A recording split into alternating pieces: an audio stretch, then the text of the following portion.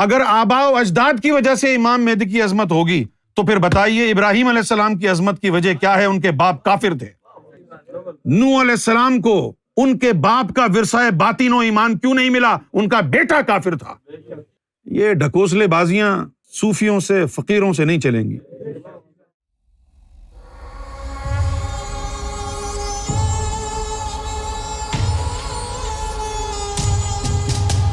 Four fathers سے کیا معلوم ہوتا ہے؟ محمد رسول اللہ کے فور فادرز کیا تھے؟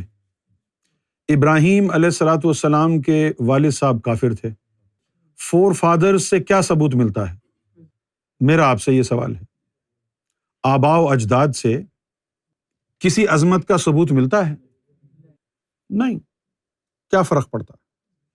کیا محمد رسول اللہ کی شان اس بات میں ہے کہ ان کے والد کا نام عبداللہ اور دادا کا نام عبد المطلب ہے، اس لیے امام الانبیاء بنایا اللہ نے ان کو؟ بالکل۔ میرا آپ سے سوال ہے، آباء و اجداد فور فادرز کا رول کیا ہے آپ کی عظمت میں؟ کیا یوم محشر میں اللہ تعالیٰ اس بات کی وجہ سے ہمیں کوئی کنسیشن دے گا کہ جی آپ کے دادا جو تھے بڑے نیک آدمی تھے، لہٰذا جہنمی ہونے کے باوجود ہم تجھے تیرے دادا کی وجہ سے جنت میں بھیج رہے ہیں؟ نہیں، نو، ایسا نہیں ہوگا۔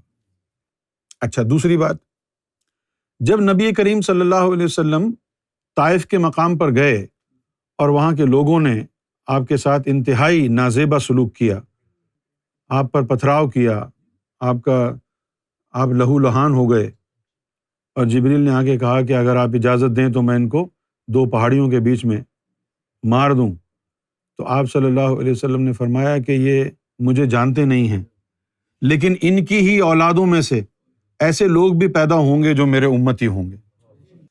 تو اب جو وہ امتی بنیں گے ان کے فور فادرز نے تو حضور پر ظلم کیا تھا۔ اس سے کوئی فرق نہیں پڑتا کہ آپ کے فور فادرز کون ہیں، کیا ہیں۔ اگر فرق پڑتا ہے تو بتائیے ابراہیم علیہ السلام کے جو والد صاحب تھے وہ کافر کیوں تھے؟ اگر فور فادرز کی عظمت کی وجہ سے کسی کو کچھ ملتا تو ابراہیم علیہ الصلوۃ والسلام کو تو کچھ بھی نہیں ملنا چاہیے تھا، ان کے والد تو کافر تھے۔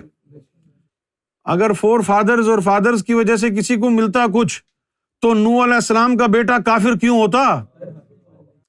فور فادرز نہیں، اللہ کی مرضی ہوتی ہے، اللہ کی مرضی ہوتی ہے۔ جس کو اللہ چاہتا ہے اس کو ہدایت دیتا ہے، جس کو اللہ چاہتا ہے اس کو اپنا دوست بناتا ہے، جس کو اللہ چاہے گا اسے امام مہدی کا مرتبہ ملے گا، اس کے فور فادرز کوئی بھی ہوں۔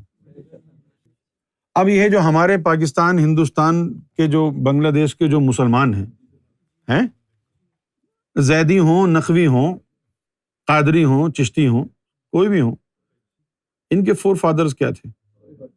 آج تو نقوی ہیں آپ، آج تو زیدی ہیں آپ، تو قادری ہیں، چشتی ہیں، سہروردی ہیں، آپ کے فور فادرز کیا تھے؟ آج اس مقام پر آپ کیسے پہنچے؟ فور فادرز کی وجہ سے پہنچتے، ہے نا؟ تو پھر کسی مندر میں بیٹھے ہوتے آپ۔ فور فادرز کی وجہ سے اگر پہنچتے کہیں تو مندر میں پہنچتے۔ ایسی باتیں نہیں کرو، یہ پاکستان کے مولوی نہیں ہیں جن سے سوال کر رہے ہو تم، یہ فضول بات ہے کہ ان کے فور فادرز کیا ہیں۔ فور فادرز کا کوئی رول نہیں ہے ان مراتب کی تقسیم میں۔ کون امام مہدی ہوگا؟ جس کو اللہ چاہے گا۔ ہدایت تک تو اللہ سے ملتی ہے، یہدی اللہ لنورہ من یشاء، میں جس کو چاہے نور سے ہدایت دوں، اللہ کے ہاتھ میں۔ اور ایک مقام پر یہ فرمایا نبی پاک صلی اللہ علیہ وسلم کو اشارہ کرتے ہوئے کہ انک لا تہدی من احببت، کہ یا رسول اللہ صلی اللہ علیہ وسلم ضرور نہیں ہے کہ جس کو آپ چاہیں ہدایت دیں، یہ ہدایت دینا اللہ کا کام ہے۔ تو جب نبی مکرم صلی اللہ علیہ وسلم کو اللہ تعالیٰ فرما رہا ہے کہ ہدایت دینا آپ کی ذمہ داری نہیں ہے، تو جب نبی کریم صلی اللہ علیہ وسلم کی ذمہ داری نہیں ہے ہدایت دینا، تو فور فادرز کیا محمد رسول اللہ سے بڑے ہیں؟ بتائیے کون سا فور فادر ہے جو محمد رسول اللہ سے بڑا ہے؟ کوئی ہے فور فادرز ایسے کہ جس کی وجہ سے اللہ کسی کو امام مہدی بنا دے؟ تو یہ میرے بھائی آپ کو غلط فہمی ہے۔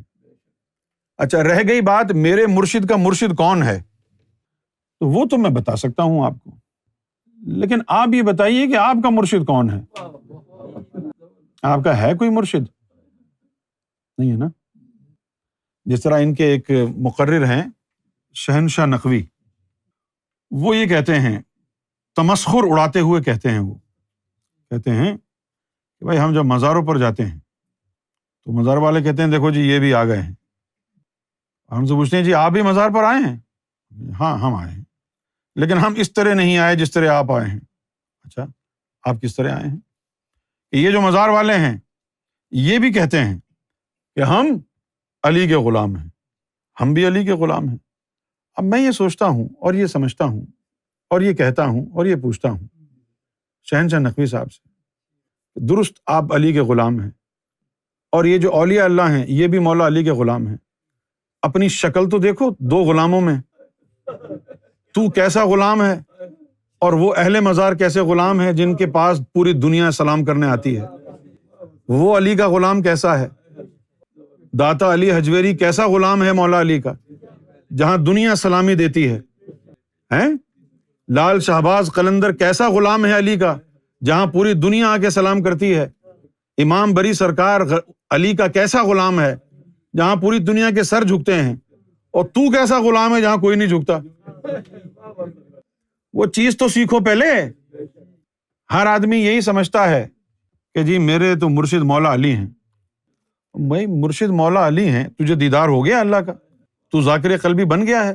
صرف اپنی زبان سے اگر تو کہہ دے کہ بھائی مولا علی میرے مرشد ہیں تو بن جائیں گے؟